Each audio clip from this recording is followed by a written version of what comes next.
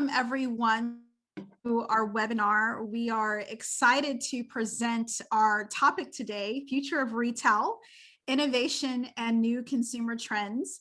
My name is Kimberly Smith, and I'm proud to say that I am a Walmart shopper, a soon-to-be Dallasite, and Neiman Marcus neighbor. And Audrey, Laure, I can tell you that measurements for your Euveka mannequin are ever increasing over the last year. So again, welcome, just providing a little bit of personal information for you, but professionally, I specialize in transformation and operating model definition, which obviously is topical given the pandemic impact. And for today, I'll be serving as your humble moderator for this great event. I'd first like to thank our sponsors before I introduce our special VIP guest speakers. FACC Texas, the French American Chamber of Commerce Texas. The mission is to facilitate business connections between France and Texas. And France is the third largest foreign employer in Texas and actually created over 64,000 jobs in 2020.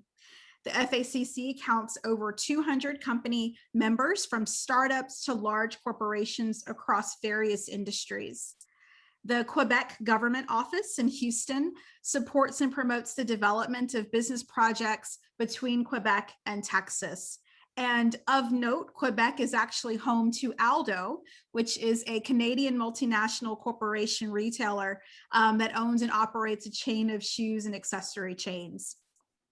We also have our third sponsor, the Australian American Chamber of Commerce, and they are a nonprofit organization committed to fostering business relations between Australia and the US, promoting cross-cultural understanding and enhancing the quality of life of Australian expatriates who live here and also work in the US. But before we start with questions, I want to introduce our guest speakers today, and we have three experts of note. Again, our topic is the future of retail, innovation, and new consumer trends. And as we all know, this is quite timely of a topic as we approach the new normal and mask mandates are lifted and we return to work, or what work means now for all of us. But first, we have Jerome Del Porto, the Vice President of International Strategy at Walmart. We have David Goubert, the President and Chief Customer Officer at Neiman Marcus Group, and Audrey Laure, who is joining us from Paris, who is the founder of Euveka. So again, welcome to our speakers. And we will jump right into questions. So Jerome, I'd first like to start with you. And as we know, Walmart is a dependable, omnipresent, price-friendly giant for consumers. Could you tell us about your role in international strategy for Walmart and what lies ahead for mass retailing after this last 12 plus months? Thank you, Kimberly, and a big thank you for the FACC and all the sponsors for the invitation. It's always great to be able to share some stories and learn from other speakers as well. So my name is Jerome. I've been with Walmart for a couple of years right now, leading the international strategy.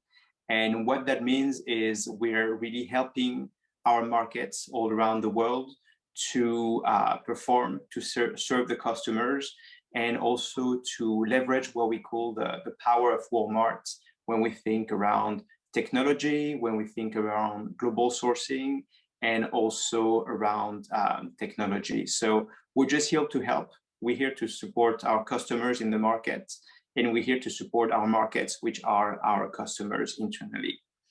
So the question around the kind of the pandemic and where we are going on right now is for Walmart, that has been a little bit of a shock and an accelerator, right? Because when the pandemic hit, obviously, a lot of people were scared to go out, not really sure if they could go out to shop anymore. And Walmart got the chance to have some contactless solution, I would say, already available that became increasingly popular with the customers. customers were driving to our parking lots to do some pickup. So the food, the packages were kind of magically happening and coming into the trunks. Or we had a lot of e-commerce solutions, and we've seen a lot of demand for the solutions coming up. So pandemic is changing a lot of things. Hopefully, we're now starting to see a few signs of more normality, starting to pump up with less mandates around the mask and customers starting to be more comfortable going into the stores. But I believe that some of the trends that we've seen accelerating during the pandemic are going to be here to last. Thanks, Jerome. And David Goubert. David, can you discuss your role and the impact of the pandemic on the future of luxury and high-end retail? What's on the horizon as we return our sweats and elastic waistbands to our closets and armoires? David?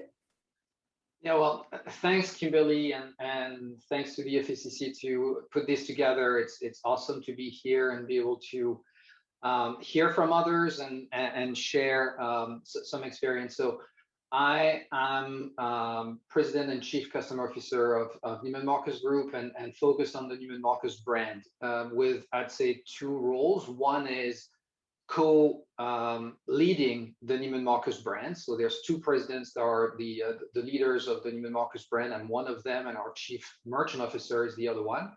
And I have another responsibility as Chief Customer Officer, which is to truly put the customer at the center of everything we're doing and transforming our organization to be truly customer-centric. And through that, the leadership of all our retail network and initiatives, as well as our digital presence.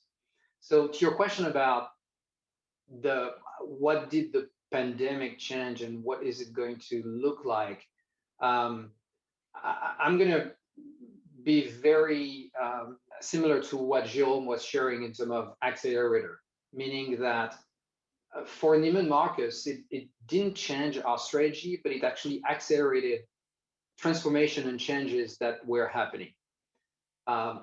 We're in the business of relationships. We're in the business of building and deepening relationship with our customers.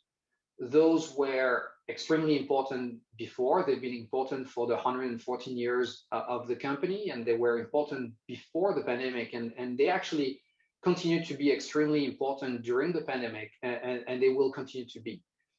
The transformation is actually that we were able to equip through a transformation that had started before.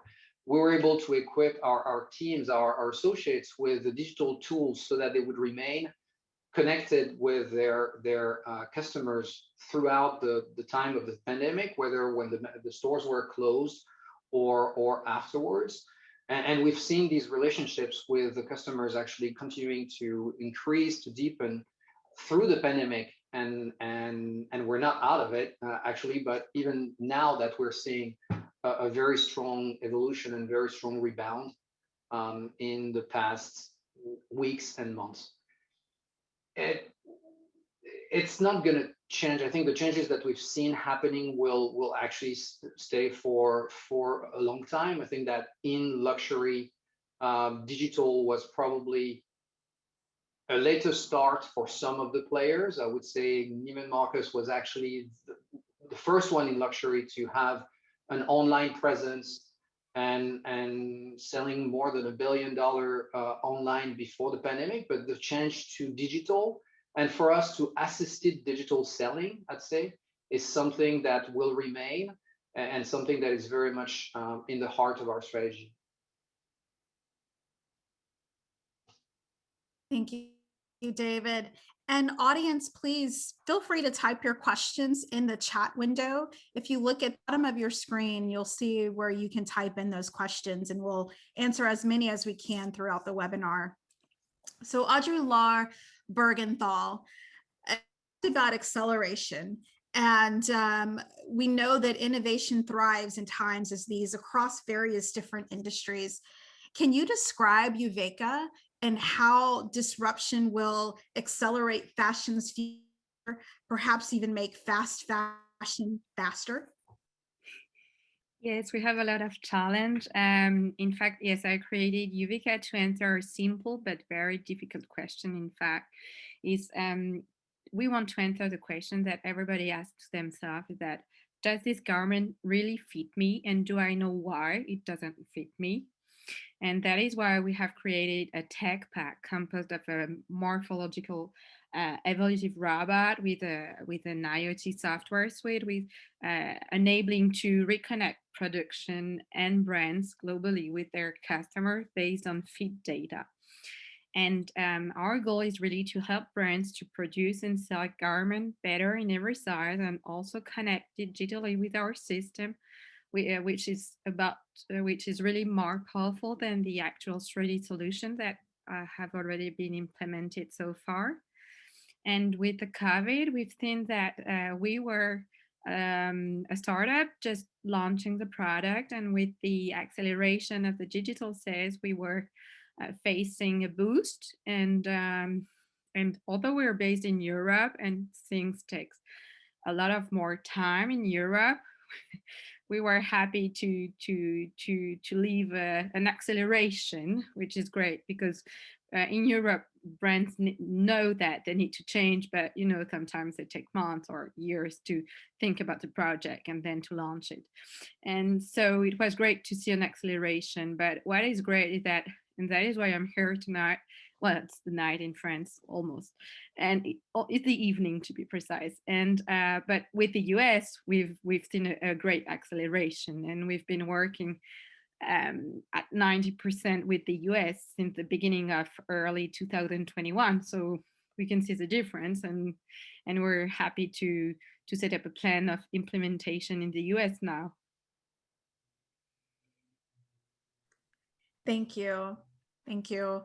And a question for all of our panelists, and definitely dive in whoever wants to start us off. But if we could dive deeper into how are consumer trends specifically changing after the pandemic? Is it a continuation of what was already starting to happen? But what specifically are some of those changes that we see?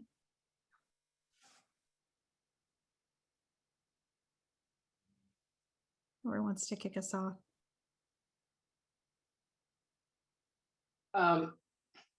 I could speak about product categories and things like that, but I think what's more important and already was happening before, but again was accelerated, is for the customers wanting us to meet them wherever it's convenient for them and the way it's convenient for them. And that to me is probably the biggest change that obviously was very important during the pandemic to keep everybody safe, but that will stay and forces the companies to be thinking differently of the journey of their customers and the relationship with these customers. So I think that mindset of being able to meet the customers wherever and whenever they want. And what I mean by that, it's whether it's an online experience, whether it's a store experience, whether it's actually a digital experience that's assisted with an associate but in distance, whether it's buy online, pick up in store, whether it's setting up appointments that you take digitally and come and have in store or virtually. All these possibilities is something that is a true change, I'd say, and something that's going to stay.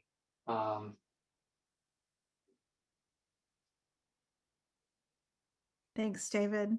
Now, if someone can tell me what's going to happen from an apparel standpoint and fine apparel and so on, I'd be happy to get the answer to that so that we know exactly which way to go on this and what to buy.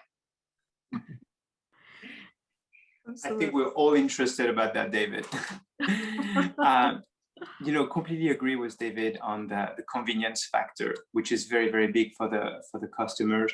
And what could also happen is you may see a bifurcation around the customers, and maybe not necessarily the customers, but around the buying occasion. I think that for me, the two axes will be convenience and also experience. There may be a few goods, a category of goods which are fairly standard, fairly commodities, where the customers will want a lot of convenience. I may not need to go choose, see that box of cereal versus this one or this one. Maybe they're all the same. And so convenience is really, really important. And there's many other aspects where it's very important. And as we start seeing the stores reopening, the economy reopening, we also see a lot of foot traffic, a lot of customers coming back into the stores. And some of those customers have very high experience expectations.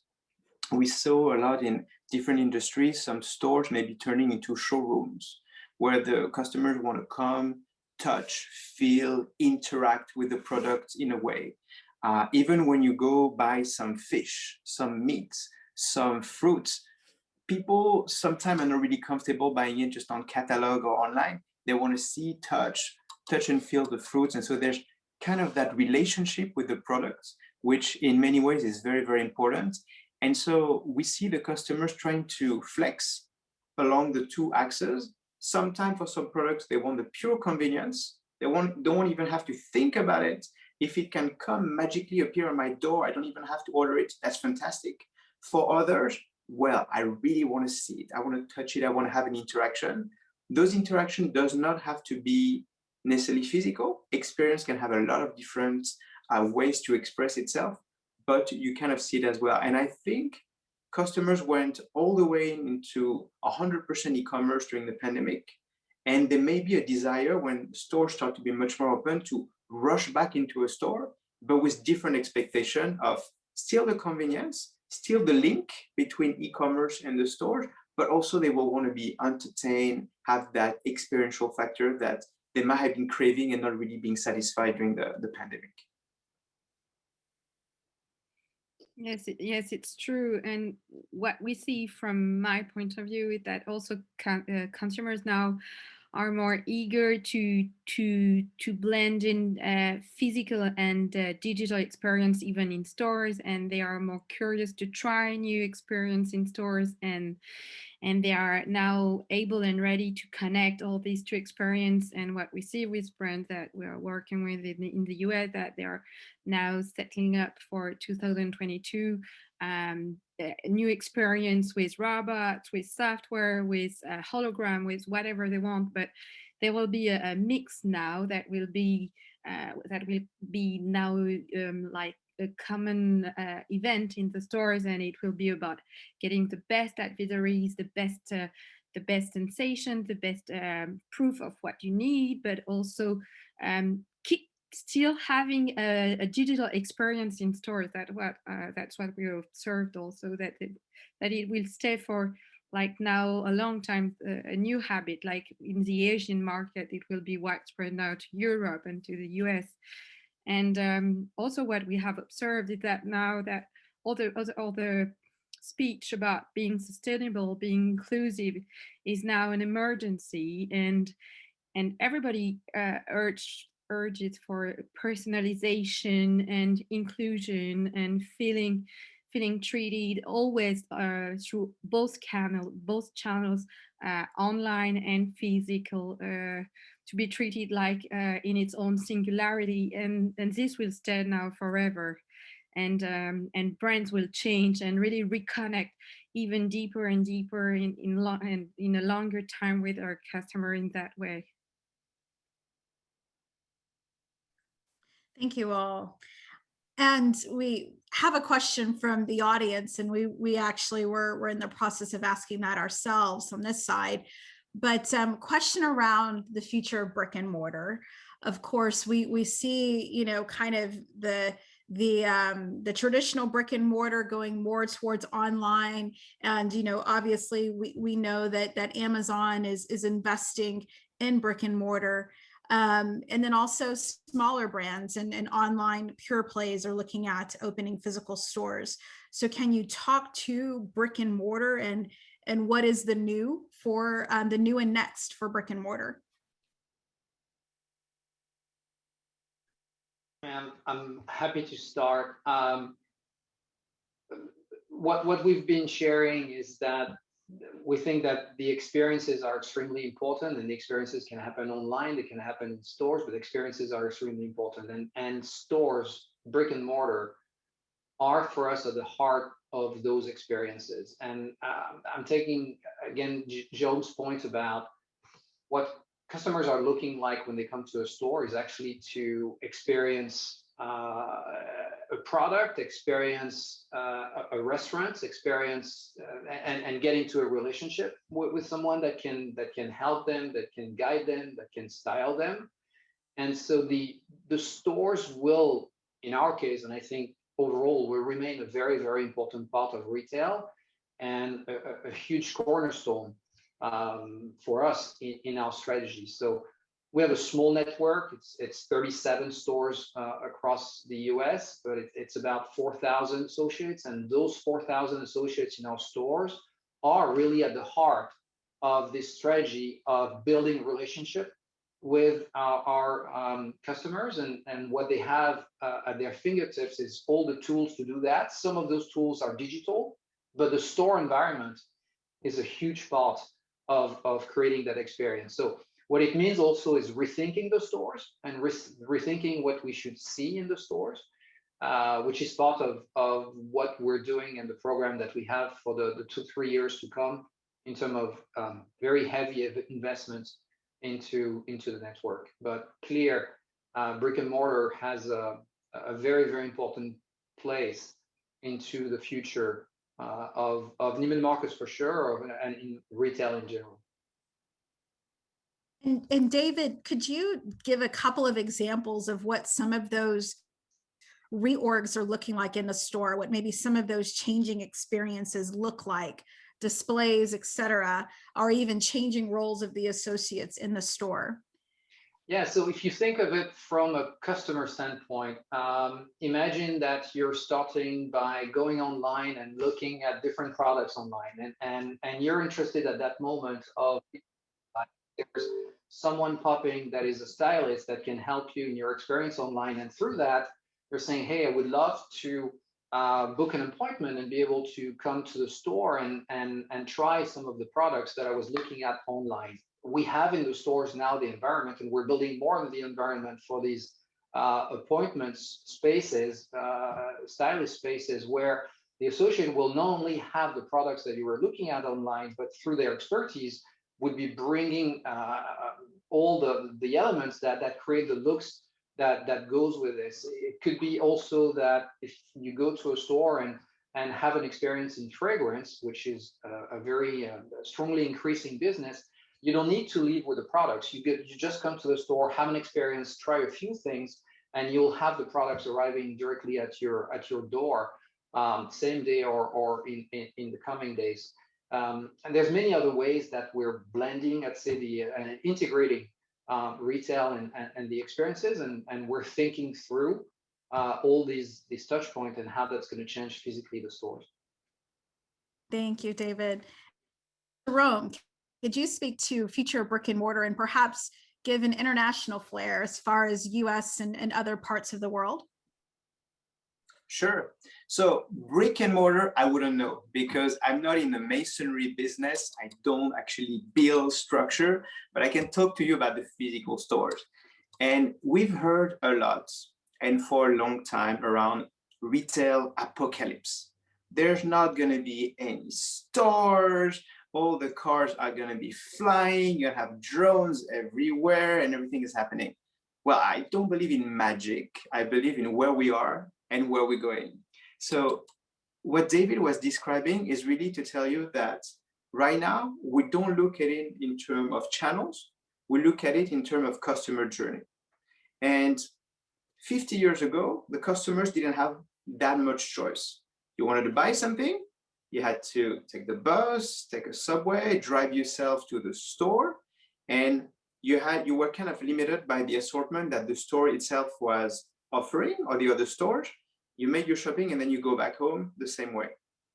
Today, there's so many more possibilities for the customers, and you don't have a customer which is, oh, I'm store only, or I'm e-commerce only, or I'm that only. You have customers who are embracing the variety of the channels that they have and trying to make the best of it. So there's kind of a unicorn word out there, which is called omni-channel. seamless integration of brick and mortar, e-commerce and everything, which is a beautiful thing to chase. But what also tells you is that if you just have a brick and mortar physical strategy, it's going to be more challenging because your customers want that and more. You're going to have to really help integrate your stores with a lot of other tools to satisfy the customers. So retail apocalypse, I don't think so. Stores as a handicap, if you keep playing it like just a store only within a bubble, that may be challenging. But if you start saying, okay, there's other tools that I can plug into my store to satisfy the customers, you do it yourself, you do it through partnership, I think you're going to be in great shape. And I'll tell you, the thinking was brick and mortar, then omni-channel, and you have that new thing that came up not too long ago, which is now the ecosystem. And so what that means is if you continue following the customers and the customer journey, you want to give them convenience, you're going to give them experience, and of course, the product they want. But you're going to have to facilitate all that for them. So when you talk about ecosystem, you talk about a lot of assets which are going to be here to help facilitate the customer journey to interact with your brands. So some are going to be, as David was talking about, some personal shopping, some advices that can come in many different ways. Maybe your customers will also want to have a flexible payment solution. Now you need financial service to add to your ecosystem. The customers may want a warranty or a way to trade in, another piece of your ecosystem that comes in. And you keep on building and building to a stage where suddenly you can satisfy a lot of the demand of your customers, enhancing the experience and making it even more convenient. So brick and mortar, I think, have a very smart future ahead of them if you can connect it and if you don't see it just as a standalone. Thanks, Jerome. Thanks, David. So our next question coming from the audience is another timely one around age and the demographic of the customer. And what do we see as far as, you know, the age, kind of the age of your consumer and, you know, demographics or even the geographic disparities in consumption? What does that look like as far as even the adoption of technology, or Audrey, Laure, in your case, the use of your technology when it comes to age and certain demographics of the consumer? Yes, we can see that then the brands are preparing themselves to the new customers that arrive, that are fully digital and that have also a great that have an urge for, as I mentioned earlier, of they want ethics, they want value, they want personalization, they want sustainability, and now brands have to find appropriate answers. And they need to get ready for this new generation, and it's still, they want to go to stores and they want to live the experience that Jerome and David mentioned. They want to have a full experience, either it's digital or it's in stores. They want phygital experience. That's what we think, and that is why we have conceived system that can be both implemented for online and boutique, and where they would they would have a morphological passport of their measures of their feet. And we do believe that now customers want everything on the smartphone and be able to either order, purchase on their phone, or go into stores and get some contacts and live another experience. We are working with brands in Europe and also in the US that are in the luxury or the fast fashion, or we're starting to work with Amazon too, and we see that they want value, they want to connect, and they want something to keep for themselves, just not a purchase experience, but they want to keep something for themselves as an experience, and they want more. And that is why they need also a lot of information stored on their phone and stored also on the digital and network system of the brand. So they will be every time recognized, and they will have appropriate recommendation. They will have appropriate product pushed by the associate, and and they will have a no-brainer when it comes to returns and sustainability and transparency of the product. And they want more information about the product. And that is where we are building morphological passport based on fit, so they won't have to question themselves if the garment fit them or not, if they will have to return it or not. But there are lots of innovation now that will guarantee the most seamless and ethic and no-brainer customer journey that will appear and be installed in the following months and years now. Thank you. Any, David, Jerome, anything around, demographic and how that might impact your strategy and consumer targeting and marketing?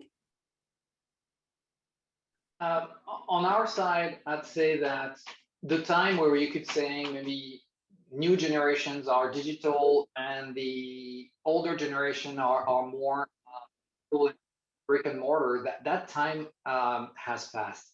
And I'd say the journey, the experiences we were sharing earlier are valid today for all generations and all customers. So we see that happening, I'd say the same way across generation. And probably that's also one of the transformation that the pandemic accelerated. So we don't distinguish that much from a generation standpoint. We really think that omni-channel that Jerome was talking about, or integrated retail, as we can also call it, is something that is valid across generations. There's a question coming about influencers and digital marketing. Absolutely, the shift from print to digital marketing, performance marketing that is totally digital with the role influencers in that is an absolute reality. And from a shift of our spend, it's clearly into that digital marketing, and print is very, very limited today. But again, from a demographic standpoint, we've seen a strong engagement across generation, and that engagement is as much in stores than it is digital. And then from a geographic standpoint, because at some point you were asking also, at least within the US, which is our market, what we've seen is no surprise, I think, for anyone, but the Southeast, Northeast outside of New York, and Central recovering very strongly and earlier, I'd say, than New York and West Coast. But New York and West Coast today catching up very, very quickly to the very significant rebound that we've seen in the past few months now. And Kimberly, you asked for a little bit of an international perspective before. So on what we're seeing right now is the pandemic is still driving a lot of the movements around the world. And I think the US, we're fairly lucky to be in a situation where we start looking at reopening, are starting to go back to some sense of normality. You have a lot of markets who are not there right now. We know that India is in a very difficult situation right now. Other parts of the world are going to have a hard time to have access to enough vaccine to be able to administrate them the right way. We were talking about Europe, which is getting much better, but still behind a little bit. And what we see is that this is creating like disruption all around the world for retailers, just to help sell and what we sell. And also this is creating a lot of disruption on supply chain, a lot of disruption on shipping and getting all the goods moving around the world. And for the customers, there's some interesting phenomenon that we see, that convenience, experience, omni-channel, our integrated retail, all the things that we've been talking about are really alive everywhere in the world. Some are ahead, some are like trying to catch up, and sometimes you will be surprised by a lot of innovative solutions which are coming up from countries that you would expect to be maybe not as advanced on some of the new technologies. But if you think around Kenya, for instance, in digital payment, they are way ahead of many other countries.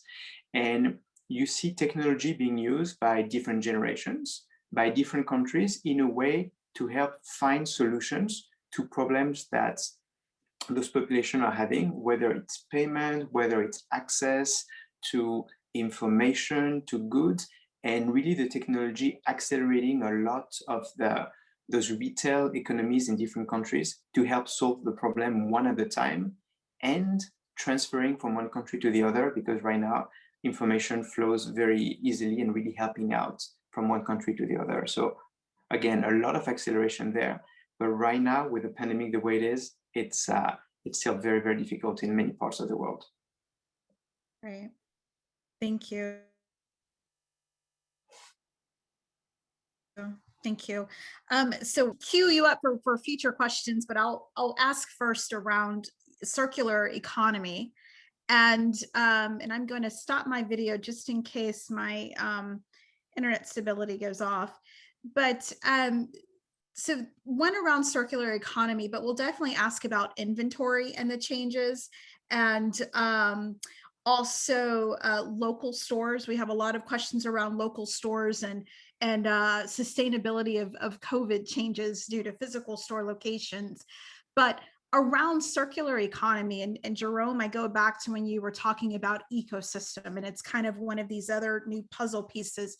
What's the impact of the circular economy and just overall sustainability practices to your various businesses? Look, I think in general, circular economy is growing. It's the right thing to do. It makes economic sense, and the customers are really demanding it, right? So now the question is, how do you do it? What do you change? Where do you start, and how do you adjust all this? And there are years and years of practices that needs to be rethought, that needs to be a little bit reinvented in a way which is also being sustainable. It needs to be good for the planet. It needs to be good for the customers. It needs to be also sustainable from an economic point of view.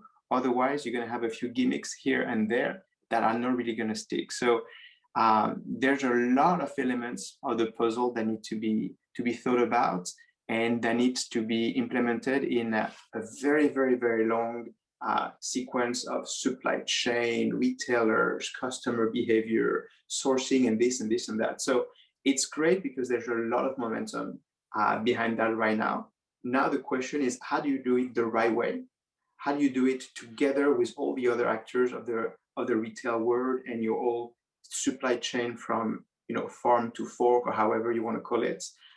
So a lot of good problems to solve, but you start seeing a lot of momentum because now we're talking about it. Now you see companies really acting on it and trying to make some big movements. Can we go faster? Can we do more? Yes and yes, but I'm very hopeful that this is really accelerating. I think it's distinct from the pandemic. Maybe some behaviors have been influenced by that, but that's not really linked to circular economy. Something needs to be done. It needs to be done faster. It needs to be done better. There's so many pieces of the puzzle that need to be put together, but a really, really strong momentum behind that. So we believe that acting on climate change and sustainability are extremely important, and the circular economy is definitely part of that. We started a partnership and actually invested about a year and a half ago in a company called Fashion File. That is a company that is focused on the buy and resell of handbags, shoes, and different categories of fashion products. And we've opened 5 studios in our stores within the past year. We're opening another 10 studios in the next 12 months. We've put in place BOPIS in every store for Fashion File, because we do consider that it's actually a very important thing and a great service for our customers to be able to actually either resell their bags, their shoes, etc., or on the other side, have access to very unique products that Fashion File can have. So we're invested into circular economy, and we think that it's actually extremely important. What I would say is our positioning, and it speaks a bit to that as well. Our positioning is actually, beyond proposing a product to a client. Is very much, and Jerome, you were talking about that earlier, it's very much about how do we propose all the services and experiences that make sense for the client, and how can we accompany the client in the, for us, luxury journey, and actually making space in your closet, because you got those products that you have and that you will not be wearing anymore. Making space in your closet is actually something that's very important for the client, and at the same time give that client a chance to potentially purchase into new products, or continue that circular economy. So we're very much invested in it, and convinced that it's going to be more and more and more important in the future, and that acting on climate change is extremely important. Thank you. So next question. Kimberly, if I may, I think as we look around regenerative company environment, a company like Audrey Laure company has a big role to play into this. Because one big problem that all the retailers have right now that creates a lot of disruption, a lot of cost, a lot of pollution, is all the returns. Think about buying a pair of shoes online. You really need it, you need it by that time. I'm not sure what my size is going to be, and therefore I'm going to order the size I think is right, the size under, the size over. Next thing you know, I keep one pair of shoes and I send two back to the stores, polluting back and forth. What's happening to that pair of shoes when it goes back? So companies that are technology driven to help solve those problems, people may not make the connection between the right sizing or the access to the right sizing and circular economy, but that's key. So it's just to illustrate a point that there's so many different things happening that can help close the loop, and so many different touch points that could be technology enabled, or just like way of living, way of working enabled.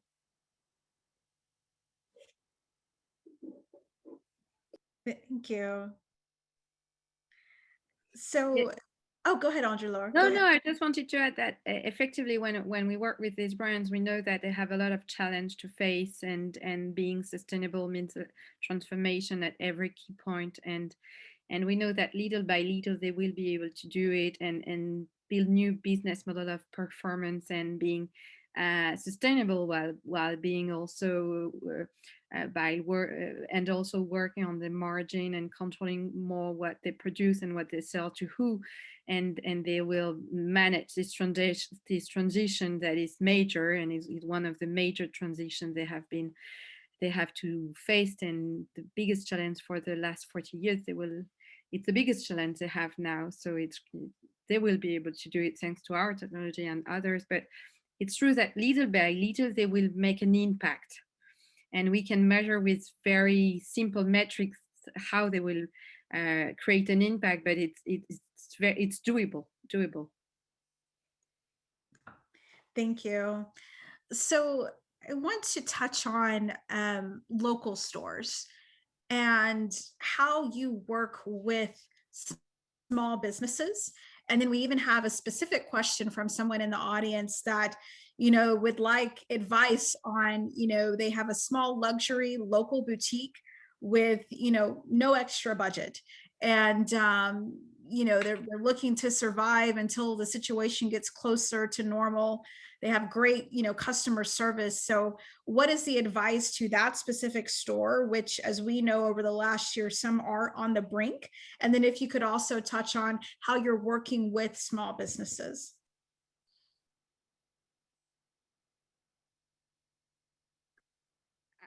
For my part, what I think is that small shops, small boutiques, they have really a major asset which is about knowing their customers by heart and having a special relationship, and they need to be more and more digital so they can maintain the link whether they are open or closed, and they should go fully digital and really focus on their key asset, that is they know their customers so well that they can also reconnect with a larger at a larger scales with brands. And maybe we are now working on systems that will help brands and smaller boutiques to connect with the major luxury brands and and transfer to them all the information that they have, because they have time to discuss with the customer and transfer all these data that are key for brands or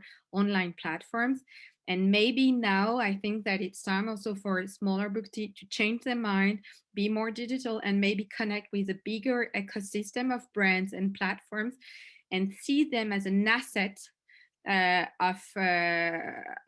to the people, because people want to go to stores. That's what Jerome and David said, that people, even though you thought that everything would be fully digital, it's not true. People want to have physical experience. So they have a key asset and they should play on it now.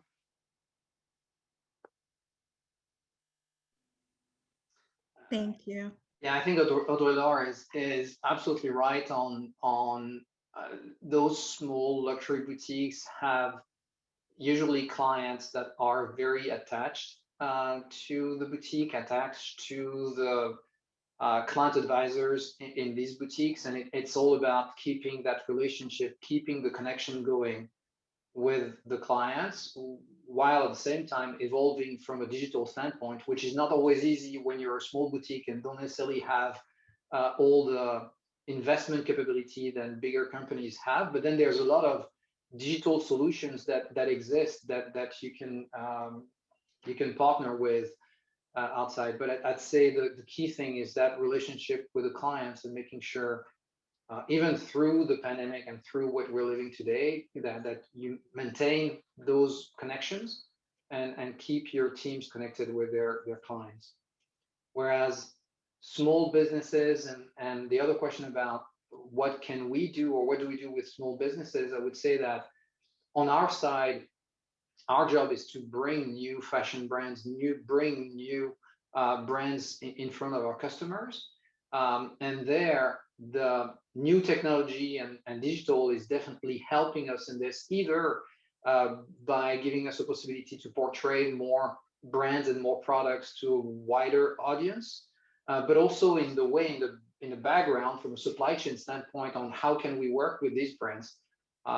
There's something called drop ship, which is a way of I'd say a supply chain way of partnering with companies where you have their products online, but the company in the background is the one managing completely the supply chain. And this is just one example that is not new, but one example of how we can partner with smaller brands and actually give them more exposure today, thanks to technology.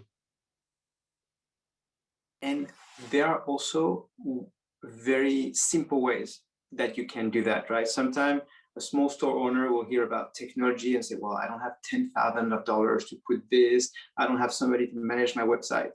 During the pandemic, we saw a local mom and pop toy store in the neighborhood. They didn't have a website, but they have a phone number. And they had some customers who started to call in and say, I have a birthday for my daughter. I forgot to buy the gift. I need something this afternoon. Do you have something for me? And the toy store was saying, don't worry. So we're talking about a daughter. How old is she? What does she like? Okay, hold on 1 second. They were then taking a few pictures of toys in the store that could work, texting them to the client saying, okay, this one and this one, no problem. The client driving into the store, doing a very simple curbside pickup by just calling it, I'm in front. The store attendant coming in, bringing the 2 boxes, you give the credit card is swiped, brought back to you, and that's it. So we've seen some small stores being super imaginative during the pandemic. And the key is like, how do you keep that spirit of entrepreneurship, which many of the small store operators have, to keep it alive and to continue to keep those best practices, to give the right experience and the right convenience. The second part of your question was, how do we help or interact? So I'll give you another international examples. In India, we operate a large e-commerce player called Flipkart that does a lot of different categories, from the cell phone to fashion to a lot of different goods, including grocery. And in India, you have a lot of small stores, mom and pop, called Kiranas. You have literally millions around India. And so what Walmart do is we're trying to be a service provider to the stores operators. Because if you don't have a big system, managing your inventory can be a little bit complicated.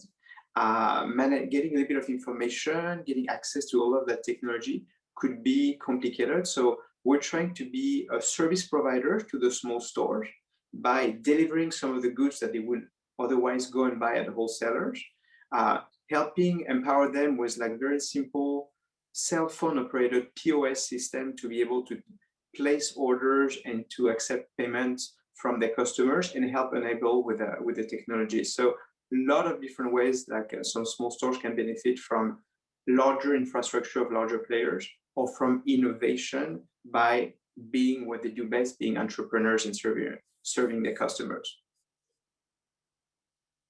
Thank you, Jerome. And we definitely could not have this panel without questions coming in around supply chain inventory logistics. And I'll present a buffet of options as far as what you want to answer. But we've had questions around, online demand and the impact of online and digital channels, and how does that impact even physical store location? Questions around, obviously, from supply chain bottlenecks due to the pandemic, and what has that done to inventory as far as simplification of SKUs, et cetera. Obviously, what has been the biggest break for your respective organizations from a supply chain perspective, over the past year? Have you had to look at, changing channels, different channels, suppliers, et cetera? So just wanted to lay the buffet for you to address this big issue that's absolutely come to the forefront.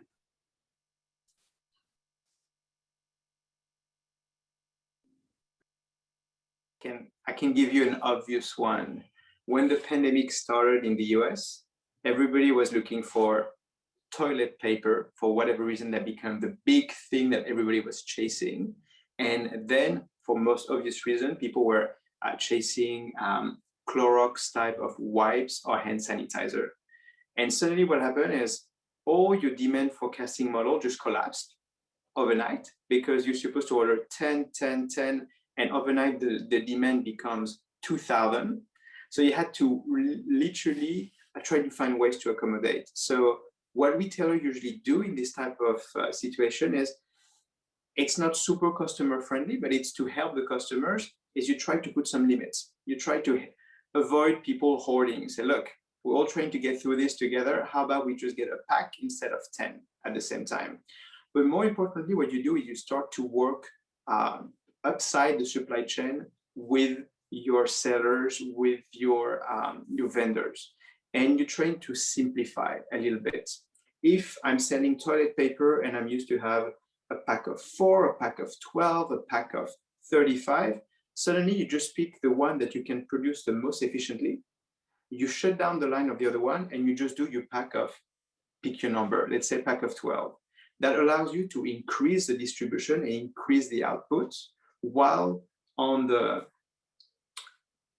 downstream, you're trying to regulate demand a little bit in a way which is possible. So some people had some restriction around buying toilet paper online. You had to go into the stores to be able to do this, because that was the only way to help manage and control this. So there has been a lot of headaches at the very beginning of the pandemic as things started to adjust. Oh, and by the way, those headaches then been reversed at the end, because when do you know when the craze around toilet paper is going to stop, and when everybody will be so stocked up that no demand will be there anymore?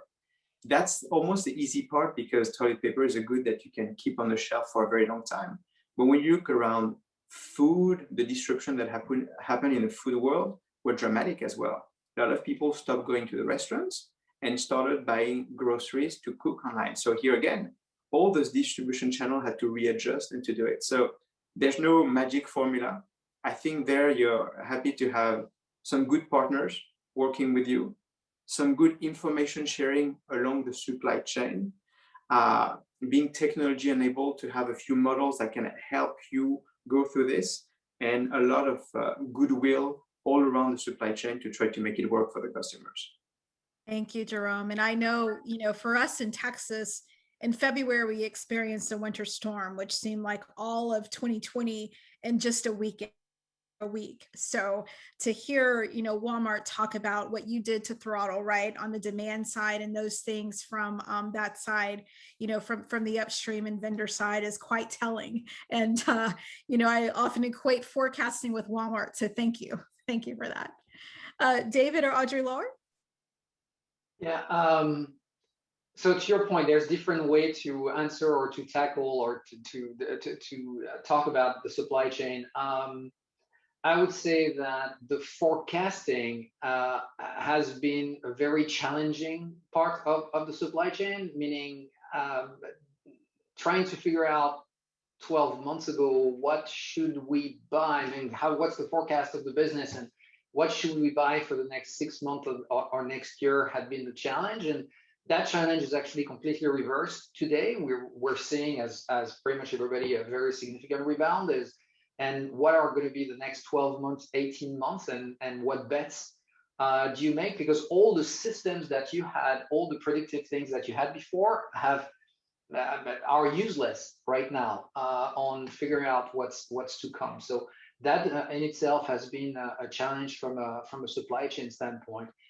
One thing we talked about earlier is making sure that the product is available to your customer wherever that product is. So making sure that your visibility of the product and your supply chain is actually a completely integrated supply chain. So back to our example a bit earlier, you could go to a store and be super interested into a product. For us, the associate immediately can see if that product is available in another store or in a warehouse anywhere, and will be shipped same day or next day to you from that other location, simply by the associates actually ringing this product from their app in the store. So the availability of the product in a completely integrated way is a key necessity, I'd say, or expectation that everybody has today. For us, it has also accelerated in the transformation of our physical supply chain and making sure that we have our warehouses in the right set and being able to deliver quickly to our customers the product. So it has also, I'd say, accelerated the transformation from a physical supply chain. So those are some of the changes or the transformation that are happening. The last one I would add is the visibility on delivery, meaning being able to say to your customer, you will receive this product either today, tomorrow, in 3 days, whatever that is. But the availability of the information is actually key to the experience and to the service. Thank you. And we're coming up on time. This hour went by way too fast, but I want to give, each of you a chance for, closing thoughts on future of retail and new consumer trends. And Audrey, Laure, if we could start with you, just quick closing thoughts. Yeah, I would say that everyone can be a little Amazon now, even if you're in the luxury or in fast fashion or in retail, in every size you have, every target you have, every segment you are positioned. Now we all know that you need to connect logistics with customers, and everybody can do it with very innovative system or very simple one just by a phone, like Jerome mentioned. So we must keep that way, because it's the best way to connect with customer and maintain the link wherever they are, and whether it's digital or in stores, phygital, let's say. That's a new experience, but it will stay like that now. It has to be. Thank you. Jerome?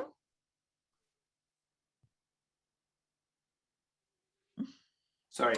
So first of all, thanks a lot for the opportunity. That was great to be able to answer your question and to meet Audrey and David.